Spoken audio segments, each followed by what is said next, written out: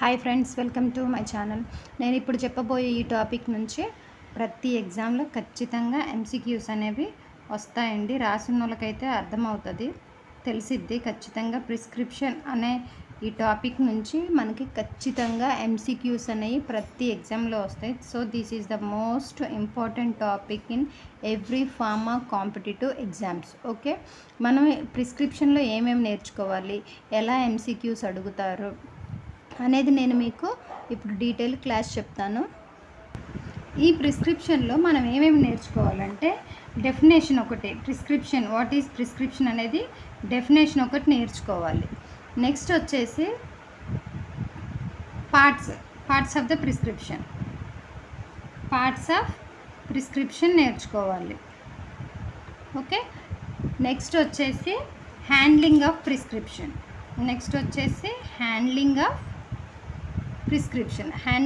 Prescription అనేది మనం నేర్చుకోవాలి. నెక్స్ట్ వచ్చేసి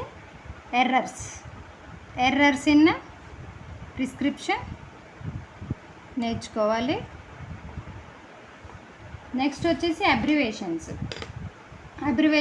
this is most important topic in prescription అనమాట. అబ్రివేషన్స్ అనేవి నేర్చుకోవాలి. మోస్ట్ ఆఫ్ ది బిట్స్ మనకి అబ్రివేషన్స్ నుంచి, లాటిన్ టర్మ్స్ నుంచే వస్తాయి.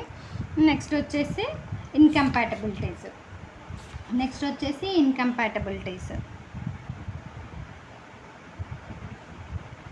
ఇన్కంపాటబిలిటీస్ ఇందులోంచి ఈ రెండు టాపిక్స్ అయితే మెయిన్. ఇది కూడా పార్ట్స్ ఆఫ్ ప్రిస్క్రిప్షన్. ఇవి వచ్చేసి most important topics in prescription. ఇవి నేర్చుకుంటే మనం ఏ బిట్ అయినా అడిగితే ఈజీగా ఆన్సర్ చేయొచ్చు. ఎందుకంటే ప్రిస్క్రిప్షన్ పార్ట్ నుంచి ప్రతి కాంపిటేటివ్ ఎగ్జామ్స్లో కూడా చాలా ఎంసీక్యూస్ అనేవి అడుగుతూ ఉంటారు. ఇవి మనం ఈ టాపిక్ అంతా ఫుల్గా నేర్చుకుంటే మనకి ఎంసీక్యూస్ వచ్చినట్టే అనమాట. నేను చెప్తాను ఎంసీక్యూస్ ఎలా అడుగుతారు అనేది కూడా చెప్తూ మీకు క్లాస్ చెప్తాను. ఓకే, ఇవి ఇప్పుడు చూద్దాం. ఫస్ట్ డెఫినేషన్ అనేది ఏంటో చూద్దాం మనం. Prescription is a written order given by RMP అంటే రిజిస్టర్డ్ మెడికల్ ప్రాక్టీషనర్ అంటే డాక్టర్ అండి, అంతే.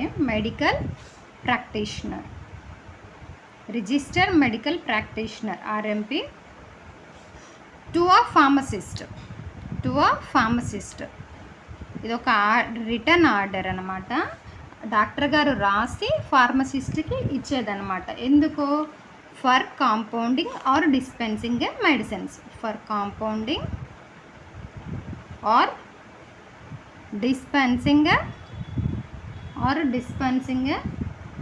స్పెసిఫిక్ మెడికేషన్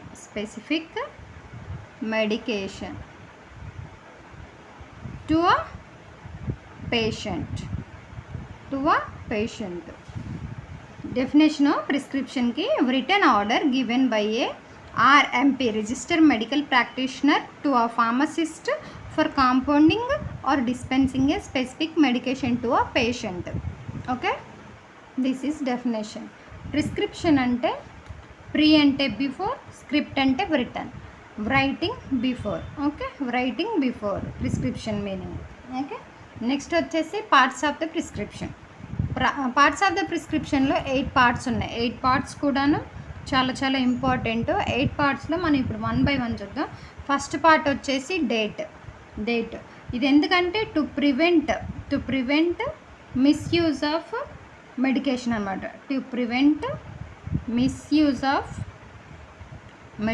మనకి ప్రిస్క్రిప్షన్ మీద ఖచ్చితంగా డేట్ అనేది ఉంటుంది. ఓకే, నెక్స్ట్ వచ్చేసి నేమ్, ఏజ్, జెండరు, వెయిట్ అనమాట. ఇదేంటంటే ఇది ఏజ్ ఎందుకంటే నేమ్ అనేది కన్ఫ్యూజన్ లేకుండా, ఏజ్ అనేది క్యాలిక్యులేషన్, డోస్ క్యాలిక్యులేషన్ కోసం, క్యాలిక్యులేషన్ ఆఫ్ డోస్. జెండర్ చూడాలి, మేలా ఫీమేలా అనేది కూడాను, వెయిట్ కూడా, పేషెంట్ వెయిట్ కూడాను చెక్ చేయాలి. నెక్స్ట్ వచ్చేసి థర్డ్ వచ్చేసి superscription. This is most important in parts of the prescription part. సూపర్స్క్రిప్షన్లోనే ఏముంటుందంటే RX అనే సింబల్ ఉంటుంది. ప్రిస్క్రిప్షన్ చూసినట్టయితే అందరి జ్యూస్ ఉంటాయి. RX part in prescription called superscription. Okay, superscription. మనకి ప్రిస్క్రిప్షన్ డ్రా చేసి చూపిస్తాను చూడండి. ఇలా ఉంటుంది ప్రిస్క్రిప్షన్ అండ్ పేపర్, అంతే A4 సైజ్ పేపర్ లాంటిది అనుకోండి ఉంటుంది. ఇక్కడ వచ్చేసి డేట్ ఉంటుంది, ఇక్కడ నేమ్, ఏజ్, మనకి జెండరు, అడ్రస్ ఉంటుంది, ఏ ఊరు నుంచి వచ్చారన్నది రాస్తారు. నెక్స్ట్ ఇక్కడ ఆర్ఎక్స్ ఉంటుంది, ఇక్కడ ఇన్స్క్రిప్షన్ ఉంటుంది. ఇన్స్క్రిప్షన్ కూడా చెప్తాను. ఇలా ఉంటుంది మనకి ప్రిస్క్రిప్షన్ అనేది.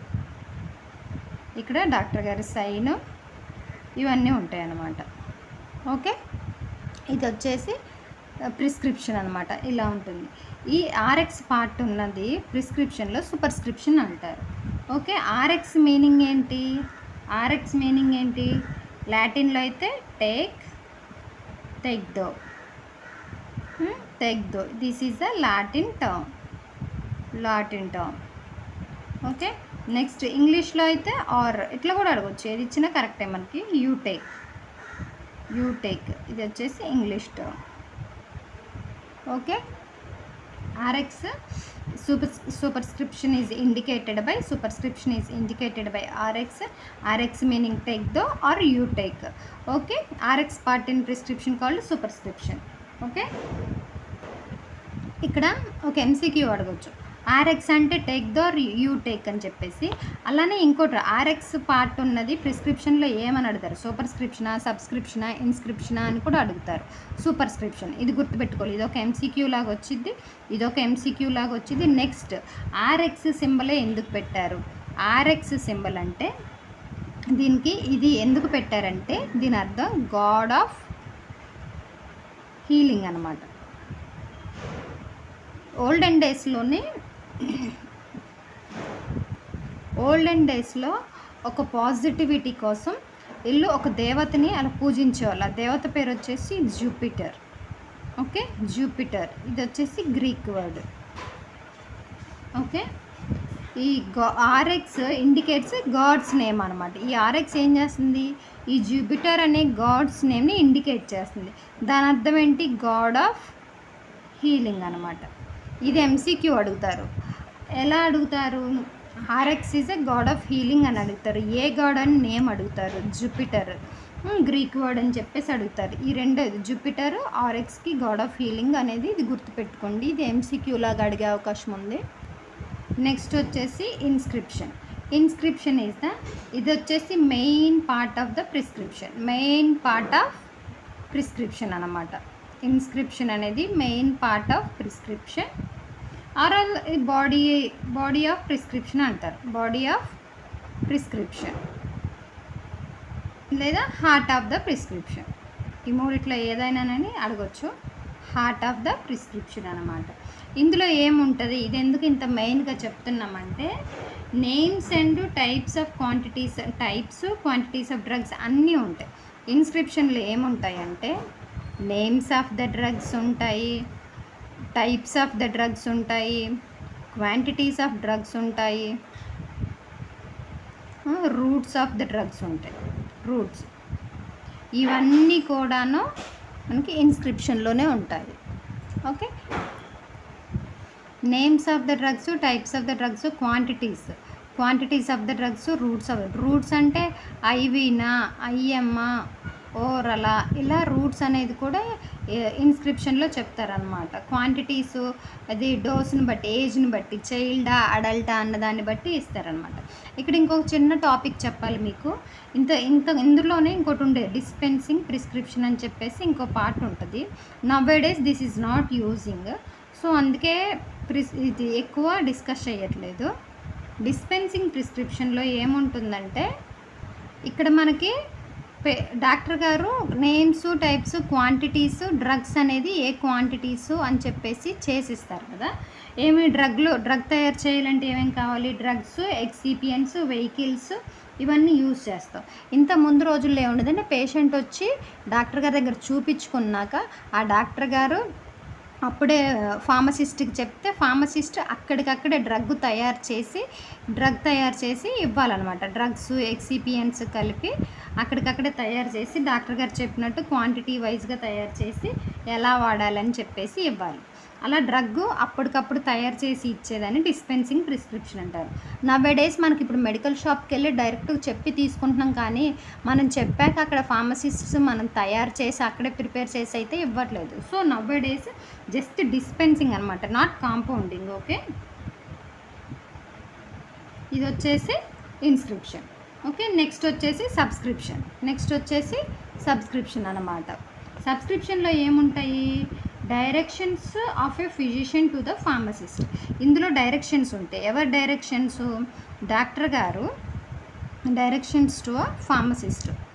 డాక్టర్ గారు ఫార్మసిస్ట్కి ఇచ్చి డైరెక్షన్స్. ఇప్పుడు ప్రిస్క్రిప్షన్ రాసి పేషెంట్కి ఇస్తారు. అందులో డైరెక్షన్స్ అన్నీ పేషెంట్కి అర్థమవుతాయా? లేదు కదా. ఆ పేషెంట్ తీసుకెళ్ళి ఆ ప్రిస్క్రిప్షన్ని ఫార్మసిస్ట్కి ఇస్తే ఫార్మసిస్ట్ అందులో ఉన్న డాక్టర్ గారు ఏమేమి డైరెక్షన్స్ రాశారో పేషెంట్కి ఎక్స్ప్లెయిన్ చేస్తారనమాట. Okay, directions to a pharmacist by a physician. Okay, ఇది వచ్చేసి సిగ్నేచర్ అంటే కూడాను డైరెక్షన్స్.